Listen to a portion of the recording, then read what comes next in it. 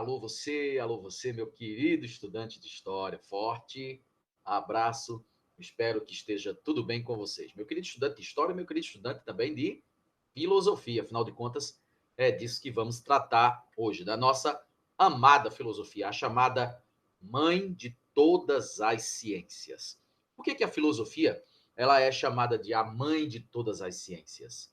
Exatamente porque boa parte das áreas do conhecimento que hoje temos como independentes e autônomas surgiram dentro das preocupações filosóficas lá da Grécia do século VI, do século VII, antes de Cristo. Se nós considerarmos a biologia, a própria história, a física, de certa forma a psicologia e outras áreas correlatas das preocupações humanas, tendo tudo isso como origem e como fonte a filosofia grega, então não é nenhum exagero a gente chamar a filosofia de a mãe de todas as ciências. Legal? Vamos nessa. O que é que a gente vai tratar hoje na nossa aula de filosofia? Nós vamos tratar de um assunto importante e atual. Eu diria até necessário, de acordo com a minha visão, inclusive ideológica. Qual é, enfim, esse tema, professor? Nós vamos tratar dos movimentos sociais. Nessa aula de hoje, em poucas lâminas, 12, 13 lâminas, vou trazer para vocês um pouquinho da conceituação do que é movimento social, de sua importância, de sua origem e também das diversas formas de movimentos sociais que existem, inclusive no Brasil. Eu iria além, eu direi também e farei comentários do porquê que a existência, a organização e a atuação dos movimentos sociais é algo tão importante, tão relevante e tão necessário nos dias de hoje. Ok, pessoal? Me desculpem só os problemas com a voz, é a garganta já cansada das aulas, mesmo online, mesmo remotamente, mas obviamente você tem aí um desgaste. Quando a gente fala muito, são muitos anos de profissão exercendo essa função, e claro que o tempo não perdoa, né? Obviamente. Bom, eu dizia exatamente, falava exatamente da apresentação desse tema, os movimentos sociais. Para isso, eu vou fazer o compartilhamento da tela aqui com vocês, tá certo? Para que a gente possa exatamente mostrar. Estou compartilhando agora, exatamente mostrar para vocês exatamente o que eu preparei, ok? Alguma dificuldade aqui agora para conectar, mas acho que agora vai dar certo. Espero que você esteja visualizando, penso eu que sim. E agora a gente vai falar sobre esse assunto e entrar nos meandros, né? Na parte histórica, na parte filosófica e, por que não dizer também, na parte sociológica da nossa análise acerca dos movimentos sociais. Me acompanha? Se quiser, eu acho uma boa, né? Mas, obviamente, cada um é cada um. Você pode pegar o seu caderno de filosofia e ir fazendo algumas anotações à medida que o vídeo vai transcorrendo. Obviamente, como é uma aula gravada e não uma live, você pode ir pausando, você pode voltar, ouvir de novo, assistir de novo, e isso dá tempo também de você ir absorvendo, né? Raciocinando, refletindo, e, obviamente, se quiser, caso entenda que é importante, eu considero importante, fazer também alguns apontamentos. Tá? Eu digo isso porque eu, por exemplo, cada um tem um método de estudo, mas eu, por exemplo, eu preciso de silêncio, eu preciso de um lugar tranquilo, sem ruídos. Tem gente que gosta de estudar com música, tem gente que gosta de estudar com a TV ligada, tem gente que gosta de estudar deitado. Eu tenho minhas particularidades, vocês têm a de vocês, cada um tem as suas. E, obviamente, escrever, né, anotar, elencar tópicos, sublinhar, destacar pontos de um texto, considero isso relevante, considero isso importante, considero essa técnica útil. Tá? Sugiro, recomendo. Mas, repito, cada um é cada um e cada pessoa tem os seus próprios métodos de aprendizagem, tá? Vamos lá. Para falarmos dos movimentos sociais, eu pedi licença a vocês para, entre as leituras e os comentários, ir aqui tomando um gole do meu café. Olha só. Para falarmos sobre os movimentos sociais, sua origem e sua importância, nós também precisamos conversar um pouco sobre cidadania, tá? Tem gente que acredita que cidadania é meramente o depósito de um voto numa urna eletrônica a cada 2 anos. Ao fazer isso, muitas vezes sem consciência alguma, sem critério, sem análise, né?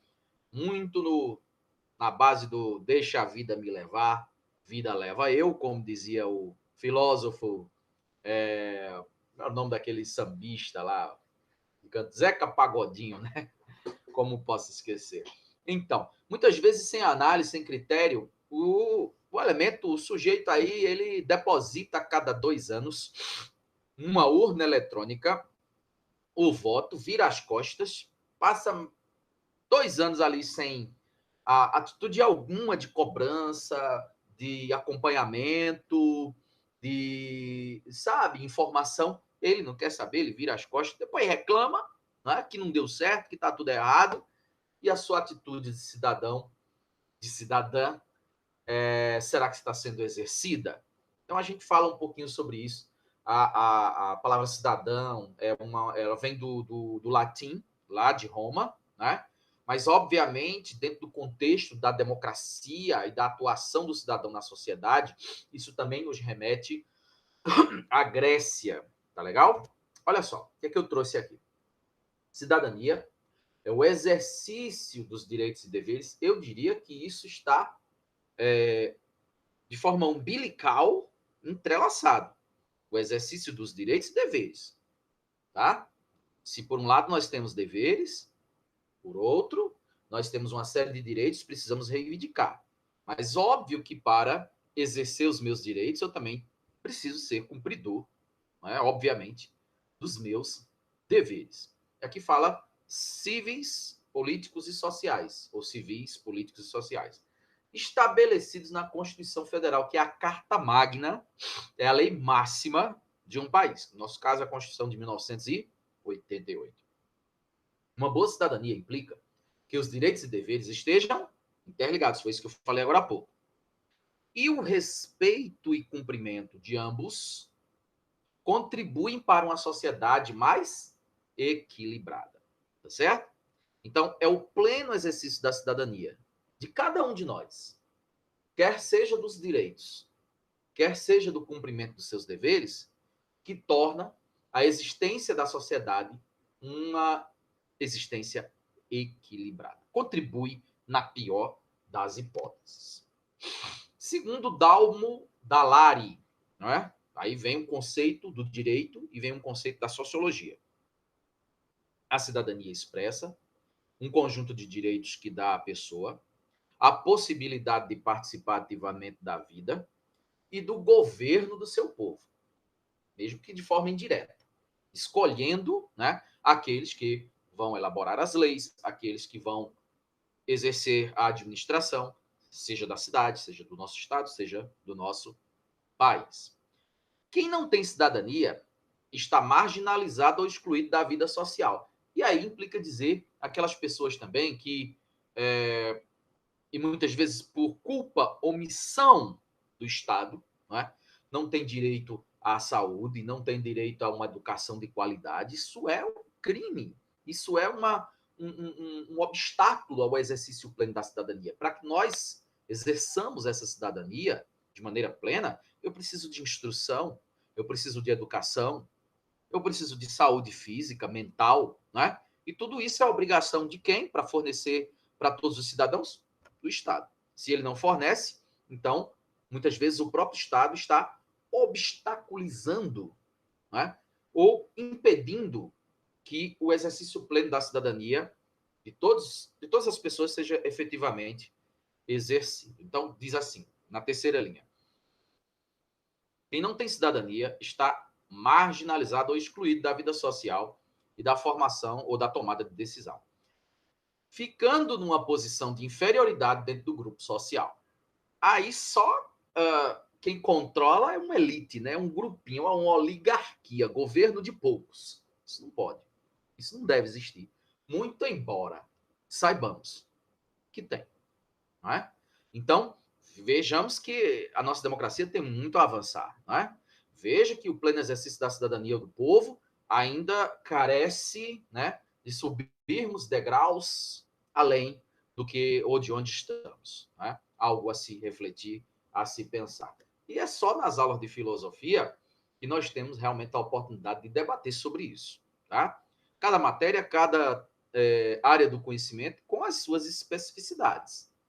Você vai trabalhar as coisas específicas da química na aula de química.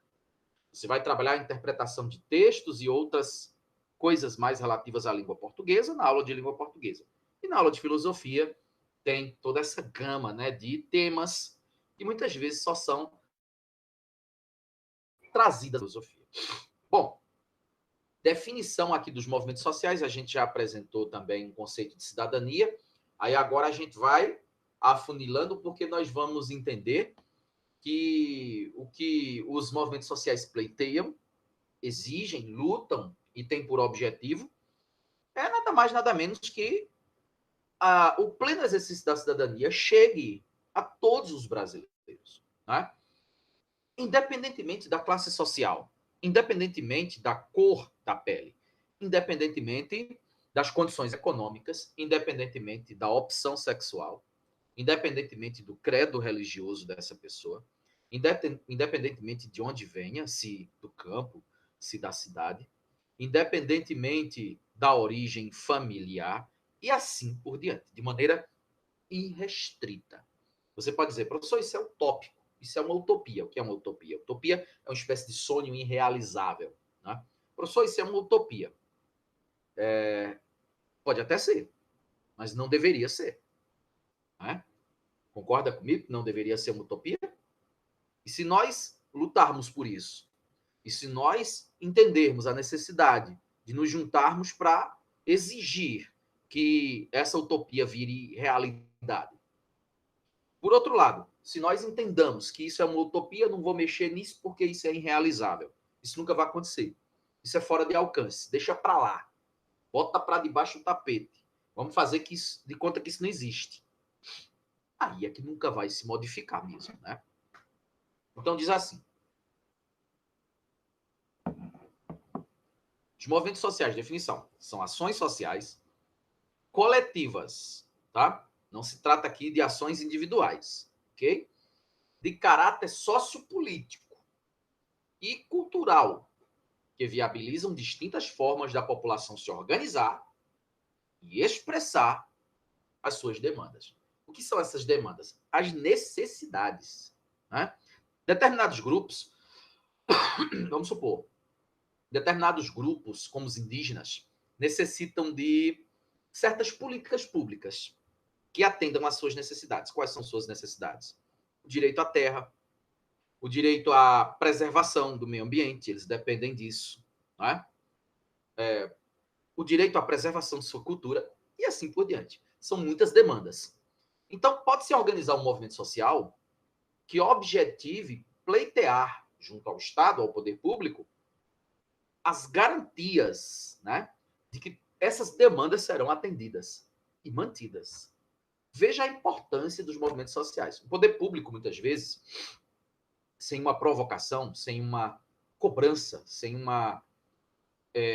acompanhamento da chamada sociedade civil organizada, não anda, não progride, não funciona.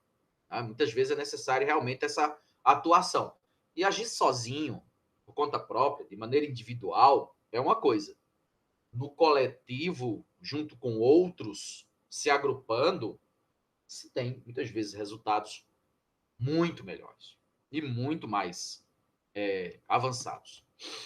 Fazem parte dos movimentos sociais os movimentos populares, os movimentos sindicais e também as organizações não governamentais, as chamadas ONGs ou ONGs. Vou citar um exemplo aqui de uma ONG muito famosa, tá? O Greenpeace. O Greenpeace é uma organização não governamental mundial que atua no mundo inteiro, certo? Cujo objetivo é a preservação do meio ambiente, em linhas gerais, tá? Então, está havendo desmatamento, está havendo a dizimação de certas espécies que correm risco de extinção, está havendo poluição, desmatamento, já falei, né? Ou poluição dos rios ou do solo, ou processo de desertificação, ou algo do tipo. Então, o Greenpeace pode, deve e atua, né, nesse sentido, junto à opinião pública, à grande mídia, junto às entidades governamentais, exatamente para tentar solucionar essas demandas. Objetivos, que a gente já, inclusive, já caminhou nesse sentido, né? Inclusive, a gente já adiantou, já falamos alguma coisa sobre isso, mas vamos lá. Buscar a construção de relações democráticas, nada impositivo, nada ditatorial, né? São decisões que emanam a partir de uma demanda democrática. Já falamos aqui a importância da democracia, já falamos aqui o quanto a nossa democracia precisa avançar e amadurecer. Reivindicar direitos, porque às vezes esses direitos eles já estão no papel, já consta nas leis, mas não está sendo cumprido, não está sendo exercido, não está sendo praticado, não está sendo posto, né, no concreto, na vida real. E também dinamizar as mudanças políticas, no sentido de pressionar, como eu já disse, as classes políticas para atender tais demandas, identificar e propor soluções de problemas, não é só também apontar, né, onde estão os erros, mas também propor as soluções, e atuar contra uma mudança de rumos ou mudanças de rumos que venham a prejudicar principalmente classes mais excluídas. Eu citei o caso aqui dos indígenas, eu poderia citar o caso da população LGBT e outras camadas mais que sofrem preconceito, discriminação e outras atrocidades mais, principalmente no Brasil e principalmente ainda no mundo atual, ou no Brasil atual. A origem dos movimentos sociais. A gente vai buscar lá na França do século XVIII, na Revolução Francesa e também na Revolução Industrial, as origens de uma certa organização política e social, principalmente da classe trabalhadora, tá? Então tá aqui, ó. Os movimentos sociais surgiram como consequência da Revolução Francesa, foi em 1789, aliás, marca o fim do absolutismo, o fim da era moderna, o início dos tempos contemporâneos, né? A ascensão da burguesia ao poder, é bom que se diga isso, o movimento burguês, e, desculpem, a Revolução Industrial, principalmente na sua segunda fase, no século XIX. O que acontece, para vocês entenderem assim, grosso modo? As relações de trabalho, a organização do trabalho, começa a se modificar drasticamente. Os empresários começam a investir em máquinas. Máquinas que produziam muito mais em menos tempo. Máquinas que vão substituir também o trabalho braçal, o trabalho humano. Então, a condição de exploração do trabalho se tornou também ainda mais severa. Não é? Jornadas de trabalho chegavam a 16 horas por dia.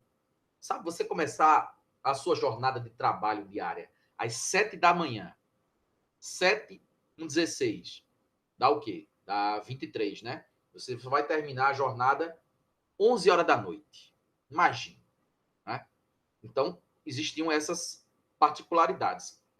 Completamente desumano, completamente inaceitável. Então, a partir daí, começa a se organizar movimentos sindicais de trabalhadores pleiteando exatamente essas melhorias nas condições de trabalho. Salários dignos, jornadas de trabalho mais adequadas, né? Proteção para o trabalho, uso de EPI, equipamento de proteção individual, que havia muitos acidentes em função da falta, muitas vezes, do equipamento de proteção para lidar com as máquinas, e por aí vai. Então, eram muitas as demandas, né? E isso vai se intensificando ao longo das décadas do século XIX, avançando para o século XX, e hoje chegamos, em pleno século XXI, ainda com parte dessas demandas em construção, sem ainda, incrivelmente, né, no século XXI, sem serem plenamente atendidas. Com o aumento do desemprego, das baixas condições salariais e da marginalização, olha só o que eu disse agora há pouco, grupos de operários então, surgem a partir dos trabalhadores, né? Fabris. Grupos de operários passam a reivindicar os direitos trabalhistas. Os movimentos sociais eram compreendidos como proletariado contra a burguesia. O proletariado são os trabalhadores, a burguesia, os detentores dos meios de produção de riqueza. Tá legal? Então começa assim, um embate. Quem teorizou bastante sobre isso foi o pensador Karl Marx. A gente vai ter depois momentos para falarmos sobre o Marx. Vamos lá. Após a segunda metade do século XX, os ditos novos movimentos sociais, principalmente a partir de 1960, passaram a surgir, passaram a reivindicar modelos diferentes a partir de novas mudanças no tecido social. Aí é que vai surgir movimentos feministas, movimentos contra o racismo, movimento hippie, né, que pregava paz e amor, contra a guerra, a liberalização das drogas. Tem gente que é a favor, tem gente que é contra. Eu não estou aqui julgando, eu não estou aqui estabelecendo um juízo de valor. Eu só estou dizendo que surgem movimentos sociais a partir desse tipo de demanda. Eu estou dando exemplos aqui, movimentos contra a homofobia e por aí vai. Declaração, um documento importante, gente, muito importante. A Declaração Universal dos Direitos Humanos, de 1948, pós Segunda Guerra Mundial. Quando acabou a Segunda Guerra Mundial, vocês já devem ter ouvido falar do Holocausto dos judeus, né, a mortandade promovida por Hitler e os nazistas alemães, que perseguiram minorias, inclusive judeus, matando algo em torno de 6 milhões de judeus em câmaras de gás, em campos de concentração espalhados pela Europa, principalmente na Polônia, onde estavam os mais conhecidos, o campo de Auschwitz, Treblinka e por aí vai. O que acontece? Olha só. Acabou a Segunda Guerra Mundial, o nazismo e o fascismo derrotados, infelizmente com um movimento de retorno agora, né, um certo protofascismo surgindo aí, inclusive no Brasil. O que ocorre? Foi criada a Organização das Nações Unidas, a ONU. E a partir da criação da ONU, foi criado a FAO, né, para cuidar da questão da fome no mundo, a Unicef, que cuida da questão das crianças, né, que é o futuro da humanidade. E também foi criado proposto ou emitido um documento importantíssimo, que é exatamente esse documento aqui, que é bem grande, eu trouxe só um fragmento para a gente analisar, a Declaração Universal dos Direitos Humanos. Claro que depois a gente vai ter uma aula também sobre os direitos humanos, vamos conversar bastante sobre esse assunto. Esse documento, repito, é do pós-Segunda Guerra Mundial, 1948, tá? Que é que ele trazia, em suma, eu estabeleci aqui apenas alguns poucos pontos para nossa análise. Elencou um conjunto de direitos que todo ser humano deveria ter acesso a fim de gozar de uma vida livre e digna. Não importa se esse ser humano está no Afeganistão, se esse ser humano está nos Estados Unidos, se esse ser humano está no sertão nordestino, se ele está num país africano como Serra Leoa, ou se ele está em Berlim, lá na Alemanha. Ele deve ter direito, como diz aqui, a uma série de benefícios, né, para usufruir de uma vida livre e digna. Seria saúde, educação, moradia, alimentação saudável, consumindo o mínimo de calorias necessárias à manutenção saudável do corpo humano, né? E assim por diante. Estabelecendo essas garantias num documento oficial, né, assinado por quase todos os países do mundo, aí quem descumprir vai exatamente surgir movimentos sociais para reivindicar o cumprimento dessas medidas. O governo brasileiro assinou isso? Assinou. Por que não cumpre? Porque tem gente passando fome. Porque tem minorias sofrendo preconceito. Porque tem pessoas sofrendo desrespeitos à dignidade humana, tendo seus direitos humanos violados. Por quê? Então, surge a partir dessa demanda, desses descumprimentos, desse não cumprimento, né, das leis dos tratados internacionais, dos quais o Brasil é signatário, surge exatamente dessas demandas os movimentos sociais da segunda metade do século XX, que a gente chama, como eu disse aqui li para vocês, de novos movimentos sociais, ok? Aí, continuando a leitura, são eles: direito à vida, à liberdade, segurança pessoal, propriedade, votar e também ser votado, se decidir ser candidato, trabalho, direito ao trabalho, ó. Tem gente desempregada, você tem direito a ter um trabalho justo, digno, honesto. Lazer é uma necessidade do ser humano. Nós não temos um lazer por luxo, né? Simplesmente por diversão. Se você pegar um boi e der a esse boi água e pasto, ele vai viver a vida inteira dele, seja 5 anos, seja 10 anos, seja 8, bem. Agora, um ser humano, ele não precisa só de comida e de água, como diziam os Titãs na música Comida, uma música bem famosa dos anos 80, se você quiser pesquisar. Então, o ser humano precisa de outras coisas, porque o ser humano é um ser complexo, né? Não é meramente um animal irracional. Então, nós precisamos, sim, de lazer como uma necessidade humana, não é um luxo, né? Não é uma coisa supérflua, meramente. Pense: saúde, alimentação, habitação, seguridade social, educação, cultura, etc., conforme adiantei para vocês agora há pouco. São os chamados direitos civis, políticos, econômicos, sociais, culturais, que influenciaram e elaboraram a elaboração de diversas constituições, inclusive a nossa, e a legislação de vários países, inclusive o nosso. São os mais básicos direitos elementares, está repetido aqui, que todo ser humano deve ter, sem distinção de etnia, nacionalidade, sexo, raça, classe social, nível de instrução, cor, religião, opção sexual ou de qualquer outro tipo de julgamento moral, independentemente de todos esses critérios. Os direitos humanos são para todos. Aí você pode pensar: poxa, mas que bonito isso. Não é tão simples assim, tá? Por exemplo, quando um país adota a pena de morte, poxa, gente, mas não fala que todo ser humano tem direito à vida? E, de repente, o Estado institui pena de morte? Como é isso? Está violando esse documento? É algo complexo, né? Quando você tem, por exemplo, determinadas etnias, culturas, determinados países que adotam leis, vamos supor aqui, leis, a Sharia muçulmana, adotando preceitos do Alcorão, isso faz parte da cultura milenar daquele país, centenária, adotando, por exemplo, penas baseadas na lei do talião, do olho por olho, dente por dente, ou do ladrão, você corta a mão. E aí, está ferindo os direitos humanos ou deve-se respeitar as culturas locais, as tradições locais? Ou seria uma interferência num costume, inclusive religioso, de um povo? Não é fácil, não é simples, né? São questões altamente complexas, um grau de complexidade analítica vasto, por assim dizer. Então tá aqui os direitos humanos, muito embora nós tenhamos depois uma aula para conversar especificamente sobre isso.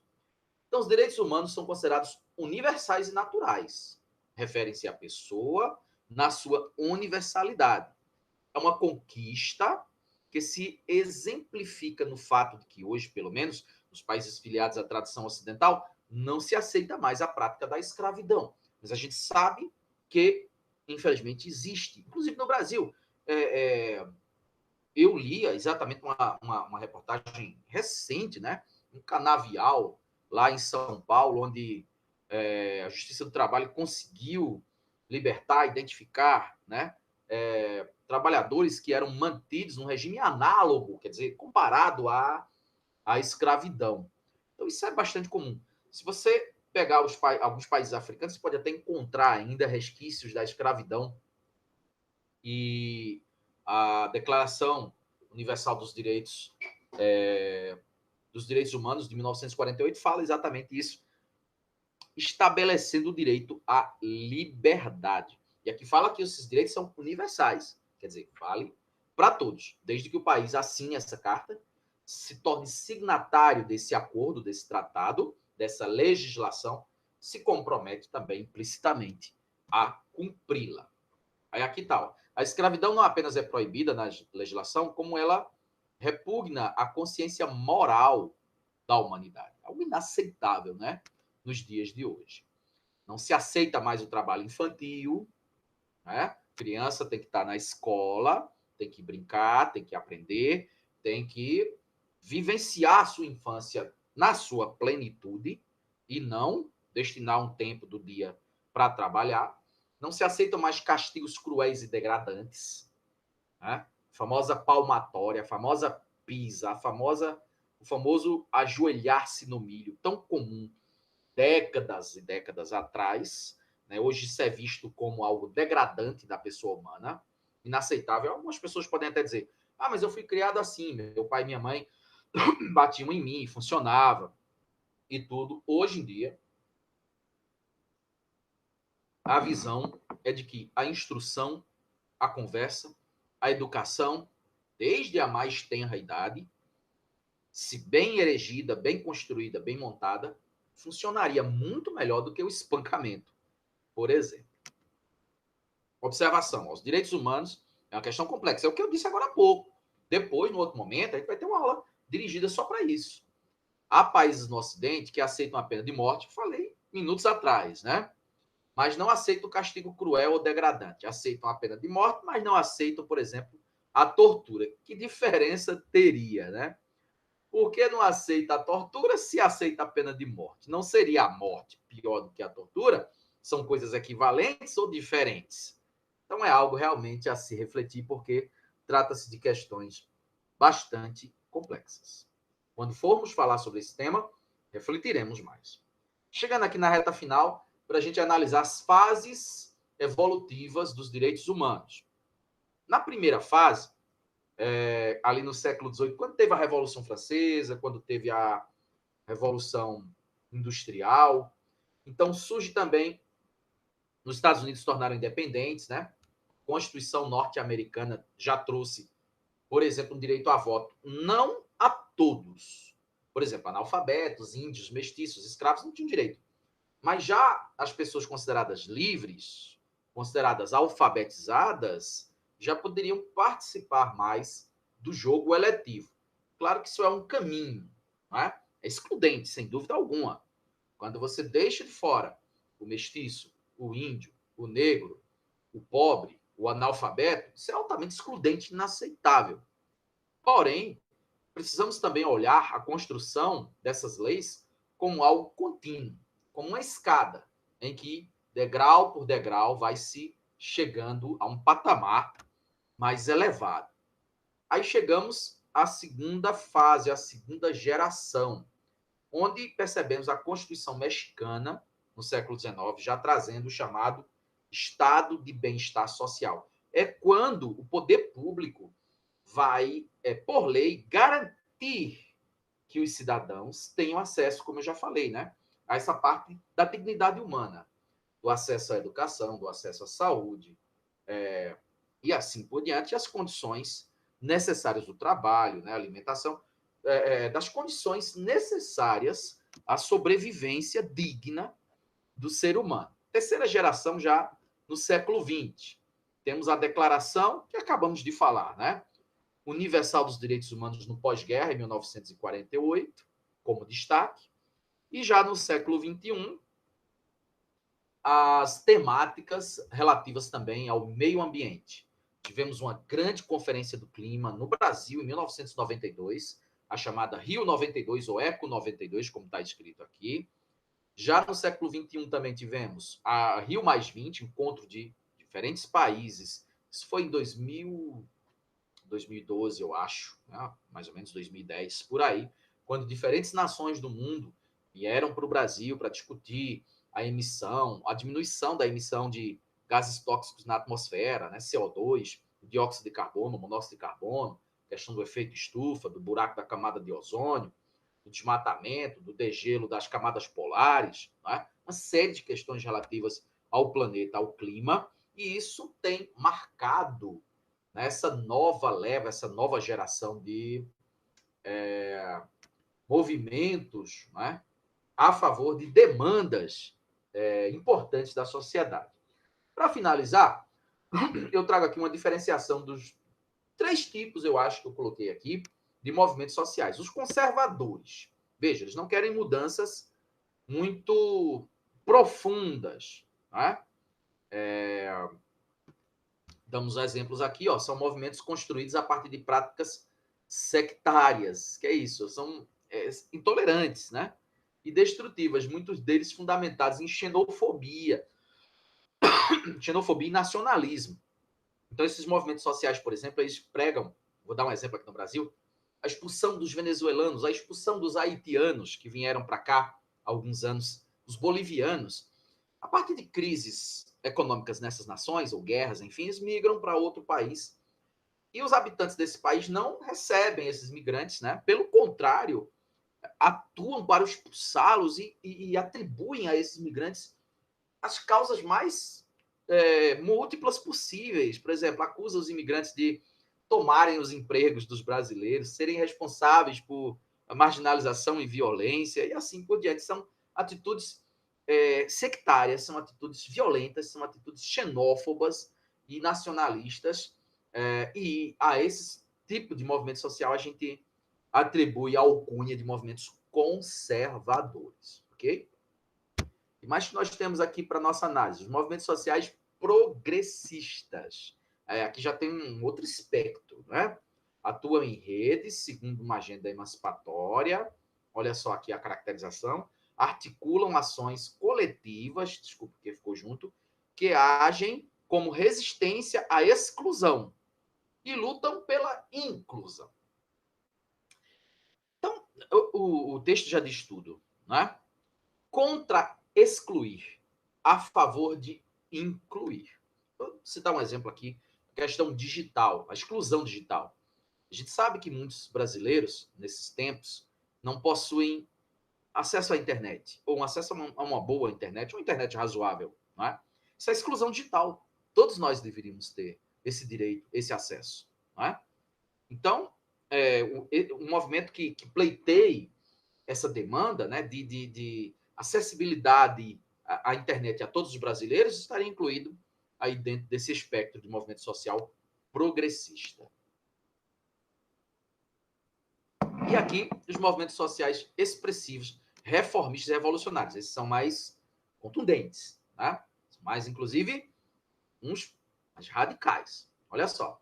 Os reformistas, eles querem modificar aspectos da vida social sem transformar toda a sociedade. Sua estratégia é modificar a sociedade aos poucos, acumulando pequenas vitórias. Por exemplo, o feminismo, que luta contra o machismo, que luta contra a exclusão das mulheres, que luta contra a misoginia, a ideia de que o homem é superior. E os revolucionários procuram alterar por completo o sistema social existente. Isso aconteceu em alguns países, como, por exemplo, na Rússia, onde ocorreu a chamada Revolução Russa em 1917, quando todo o panorama político, social e econômico sofreu uma transformação brusca. Para acabar realmente a nossa aula, eu cito aqui exemplos de movimentos sociais. O MST, o movimento de mulheres, movimento negro, né, contra racismo, movimento estudantil. Temos diversas entidades, entre elas a UNE, a União Nacional dos Estudantes, movimento antimanicomial, para defender os direitos das pessoas com debilidades mentais não serem jogadas nos antigos manicômios, hospitais psiquiátricos, assim, onde sofrem, inclusive, maus tratos. Movimentos indígenas, eu já citei por diversas vezes aqui na nossa aula, exemplos. Movimento LGBTIA+, que luta em favor ou contra o preconceito, contra a discriminação de homossexuais, gays, lésbicas, bissexuais, etc. E os movimentos ambientalistas, que eu citei também o caso aqui do Greenpeace. Valeu, pessoal. Obrigado por hoje. Viu? Foi ótimo aí o compartilhamento desses momentos. Espero que vocês tenham gostado. E vou interromper aqui o compartilhamento para a gente encerrar, enfim, esse momento que foi muito bacana. Espero que vocês tenham também acompanhado nossa linha de raciocínio. Tchau, até a próxima.